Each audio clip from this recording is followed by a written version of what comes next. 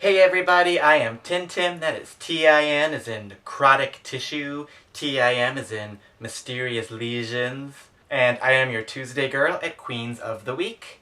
No face this week, sorry about it. I was going to sneak in a quick face between work and my dance class tonight, but I did not get home as early as I wanted to. This past weekend I was taking the weekend off from drag. It's been one of my summer resolutions to take a step back from nightlife. You know, for the past year or year and a half or so, I've been putting a lot of energy into developing a presence, a name, some visibility for myself in Chicago nightlife.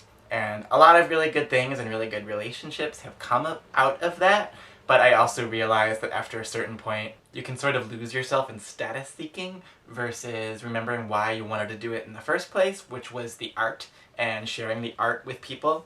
When you hit that point when you're just like scrolling through your Facebook newsfeed feeling jealous of other queens and their beautiful posters advertising their upcoming shows, then you realize, okay, this is not what this was about. You know, you realize that you need to take a step back and focus on the art-making part of things, you know, even if that's just making your own gorgeous posters of your own face to put up in your Tumblr.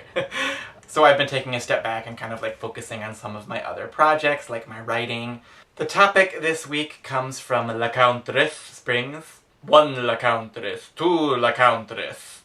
It is about outing people, outing famous people, and whether we think is okay.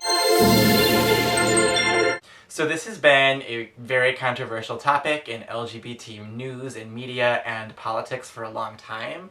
Michelangelo Signorelli, back in the day, used to have a publication that was devoted entirely just to outing famous people. The main argument on that side has always been that if you are a figure in the public eye, then you have already forfeited some of your right to privacy or whatever, and that by remaining silent about your sexuality, you are contributing to the stigma or taboo around gayness through your silence, upholding the idea that it is something shameful to be secret or hidden. You know, especially if you are like a politician or a political figure who is involved directly in things that have a negative impact on gay people, while also secretly being in some way participating in gay activities, that there's a particular hypocrisy there that needs to be called out because it is having a direct negative impact on other gay people's lives. On the other side, you have folks saying, well, it's just not ethical to share something about someone against their will that could negatively impact their lives. We don't really know what their reasons are, what their life is, how they identify,